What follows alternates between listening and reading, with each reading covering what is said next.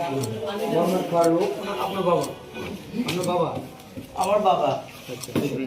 যেহেতু আমার খন্দকারের সঙ্গে বিয়ে হয়েছে, সেই জন্যে দুর্গাচরণ দত্ত মেয়ে আমি, তাই প্রমাণটা আমাকে এখানে দেখাতে হলো।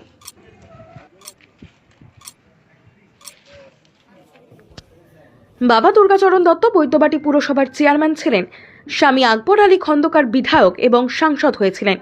তিনি নিজে চণ্ডীতলা থেকে 3 বার নির্বাচিত হয়ে বিধায়ক হয়েছেন। সেই বিধায়ক স্বাতী খন্দকারকে এসআইআর শুনানিতে হাজিরা দিতে হলো। শ্রীরামপুরের প্রাক্তন সাংসদ আকবর আলী খন্দকারের স্ত্রী স্বাতী। বিয়ের আগে 2002 সালে তার পদবি ছিল দত্ত। বিয়ের পর খন্দকার পদবি হওয়ায় শুনানিতে ডাক পড়েছে। চাপদানি বিধানসভার 161 নম্বর বুথের ভোটার স্বাতী খন্দকার।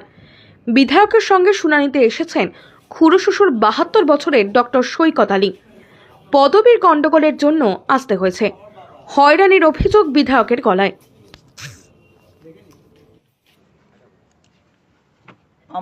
আমাকে হিয়ারিংয়ে ডাকা হয়েছে যে আমি দুর্গাচরণ দত্তের মেয়ে কিনা তার প্রমাণ দিতে হবে। যেহেতু আমার খন্দকারের সঙ্গে বিয়ে হয়েছে, সেই জন্যে দুর্গাচরণ দত্ত মেয়ে আমি, তাই প্রমাণটা আমাকে এখানে দেখাতে হলো। 2002 নাম আছে। এটা ইচ্ছা করে এগুলো করছে, মানুষকে হেনস্থা করছে। আর সংখ্যালঘু মানুষকে তো ওরা করছেই বেশি করে। এতভাবে এরা হেনস্থা করছে সে বলার কথা নয়। আর এসআইআর যেটা 2 বছরের লাগে সেটা 2 মাসে শেষ করছেন এনারা। মানুষকে একটা বিভ্রান্ত করছেন।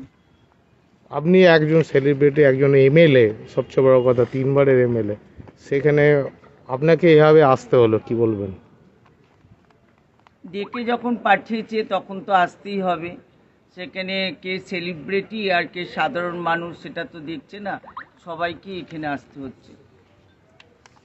না, তবু তো আপনি একজন বিধায়িকা, সেক্ষেত্রে আমাকে প্রমাণ দিতে হলো। এটা এর থেকে দুঃখের আর কি আছে? মানে এই নির্বাচন কমিশনারকে ধিক্কার জানাচ্ছি। এরকম যদি প্রমাণ দিতে হয় এর থেকে বড় আর কি আছে? বিশেষ করে আপনি যে ভারতীয় যে নাগরিক, ভারতীয় নাগরিক, সেই জন্যে। এগুলো কি একটা আপনার ওই লজিক্যাল ডিসক্রিপেন্সির জন্য কি এই হয়রানি করছে শেষ মুহূর্তে এসে? হ্যাঁ, এটাই তো করছে ওরা।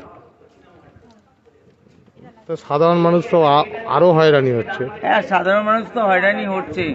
আমি আমার চণ্ডীতলা বিধানসভায় দেখেছি মানুষ এত লাইন দিয়ে আছে সারা দিন, মানে সকাল থেকে এসে রাত্রি 10টা বেজে যাচ্ছে।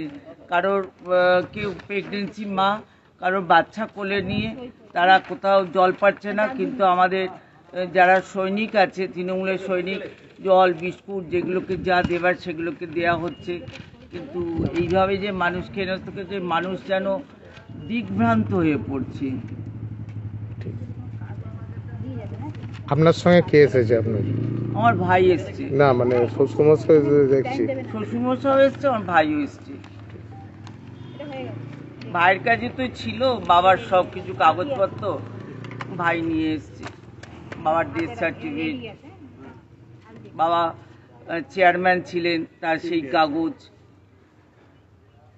মানে এসডিও তখন বাবাকে সার্টিফিকেট দিয়েছিল, সেগুলো সব প্রমাণ হিসেবে নিয়ে এসছে।